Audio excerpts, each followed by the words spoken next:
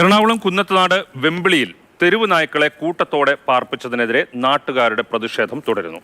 സ്ഥലത്തേക്ക് പോലീസ് എത്തിയിട്ടുണ്ട്. നാട്ടുകാരുടെ പരാതിയുടെ അടിസ്ഥാനത്തിൽ ജില്ലാ കളക്ടർ അന്വേഷണത്തിന് നിർദ്ദേശം നൽകിയിട്ടുണ്ട്. മൂവാറ്റുപുഴ RDOയുടെ അന്വേഷണത്തിന് നിർദ്ദേശം നൽകിയിട്ടുണ്ട് കളക്ടർ.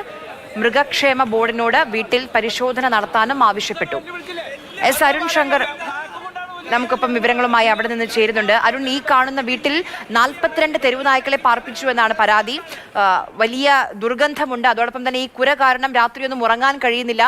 കുട്ടികളൊക്കെ സ്കൂളിലേക്ക് പോകുന്ന വഴിയാണ്. കുട്ടികളെ പുറത്തേക്ക് ഇറക്കാൻ പേടിയാണെന്ന് പറയുന്നു. എന്താണ് ശരിക്കും സംഭവം? ഇത്രയും അധികം 42 നായകൾ ഉണ്ടോ ആ വീട്ടിൽ?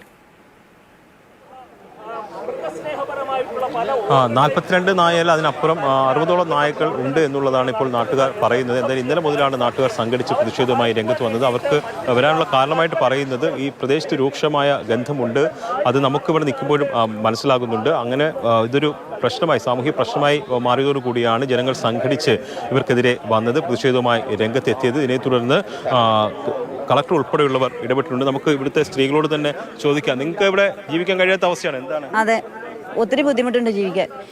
ഒന്നാമത് ഇതിൻ്റെ ഭയങ്കര രൂക്ഷമായ ഗന്ധം, പിന്നെ രോഗികളായിട്ടുള്ളവരും കുട്ടികളൊക്കെ ഉണ്ട്. പിന്നെ ഇതിൽ വഴി നടക്കുന്നവർക്ക് ഭീഷണിയാണ്. മതിൽ ഇത്രയൊക്കെ പൊക്കി കെട്ടിയിട്ടും മതിൽ ചാടി വന്ന പട്ടികൾ മതിൽ ചാടി വന്ന ഇതൊക്കെ ഉണ്ടായിട്ടുണ്ട്. പിള്ളേർ സ്കൂളിൽ പോണതും അല്ലാതെ വഴി നടക്കുന്ന ആൾക്കാർ ഇവിടെ തൊട്ടടുത്ത് തന്നെ രണ്ടുപേരും. ഈ തൊട്ടടുത്തുള്ള ആൾക്കാരാണ്, ഞങ്ങളുടെ തൊട്ടയൽവക്കാണ്. ഞങ്ങൾക്ക് ഞങ്ങളുടെ വീട്ടിൽ പോലും ഇരിക്കാൻ പറ്റാത്ത അവസ്ഥയാണ് മണം കൊണ്ട്. ഇവിടുന്ന് ഇത് ഒഴിവാക്കാതെ ഞങ്ങൾ ഇവിടുന്ന് പിരിഞ്ഞു പോകില്ല. രാത്രി പകരമൊക്കെ ഞങ്ങൾക്ക് അമ്പലത്തിലൊക്കെ പോകാനുള്ള ആൾക്കാരാണ്. ഇതിന് നടക്കാൻ പാടില്ല. പിന്നെ ഇനി എന്തോ മണം. ഞങ്ങളിവിടെ തൊഴിലുറപ്പ് ചെയ്യുന്ന ആൾക്കാരാണ്. ഇവിടെയൊക്കെ ഞങ്ങൾ എല്ലാ തവണയും ഞങ്ങൾ ചെയ്തുകൊണ്ടിരുന്നതാണ്. ഈ തവണ ഞങ്ങൾക്ക് ഇങ്ങോട്ട് ഏരിയയിലേക്ക് പോലും കടക്കാൻ പറ്റണില്ല. ഇപ്പം ഇവരുടെ പറമ്പിൽ തന്നെയാണ് ഞങ്ങൾ ചെയ്യുന്നത്, താഴത്തെ വീട്ടിൽ.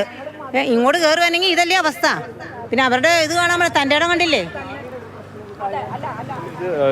ഇവർ രണ്ടുപേരും മുഖാമുഖം നിന്ന് ഇപ്പോൾ പോർവിളിയൊക്കെ നടത്തുന്നുണ്ടായിരുന്നു. എന്തായാലും ജില്ലാ കളക്ടർ ഈ വിഷയത്തിൽ ഇടപെട്ടിട്ടുണ്ട്. RDOയുടെ റിപ്പോർട്ട് തേടിയിട്ടുണ്ട്. RDO റിപ്പോർട്ടിൻ്റെ അടിസ്ഥാനത്തിൽ മൃഗസംരക്ഷണ വകുപ്പിനോട് ഈ സ്ഥലത്തെത്തി പരിശോധന നടത്താൻ ആവശ്യപ്പെട്ടിട്ടുണ്ട്. ഇപ്പോൾ സ്ഥലത്ത് പോലീസും എത്തിയിട്ടുണ്ട്. ഒരു സംഘർഷത്തിലേക്ക് പോകാതിരിക്കാൻ കൂടിയാണ് പോലീസ് ഇവിടെ എത്തിയിരിക്കുന്നത്. എന്തായാലും ഈ വിഷയത്തിനുള്ളിൽ തന്നെ പരിഹാരം കാണുമെന്നുള്ള പ്രതീക്ഷയിലാണ് നാട്ടുകാർ. നാട്ടുകാർ ഇപ്പോഴും ഇവിടെ നിന്ന് പിരിഞ്ഞു പോയിട്ടില്ല. ഇവിടെ ഇരുഭാഗങ്ങളായിട്ട് നിന്ന് പോർവിളികളൊക്കെ നടത്തുന്നുണ്ടായിരുന്നു. നമുക്ക് ഒരു കാര്യം ഉറപ്പായിട്ടും പറയാം, നല്ല രൂക്ഷ ദുർഗന്ധം ഈ സ്ഥലത്ത് ഉണ്ട്. ഇതിൻ്റെ അടുത്തൊക്കെ നിൽക്കുന്ന സമയത്ത് ഇവിടെ നമുക്ക് നിൽക്കാൻ പോലും കഴിയാത്ത തരത്തിലുള്ള രൂക്ഷമായ ഗന്ധമുണ്ട്. പക്ഷെ അതിനപ്പുറത്തേക്ക് നിയമപരമായിട്ട് എന്ത് ചെയ്യാൻ കഴിയും? ജനവാസ, അതായത് റെസിഡൻഷ്യൽ ഏരിയ അല്ലേ ഇത്? ഈ വീടിന്റെ ഉടമകളുമായി സംസാരിക്കാൻ കഴിഞ്ഞിരുന്നു, അവരെന്താണ് പറയുന്നത്? ഇത് ഒരു റെസിഡൻഷ്യൽ ഏരിയ തന്നെയാണ്. അടുത്തടുത്ത് വീടുകൾ ഉണ്ട്.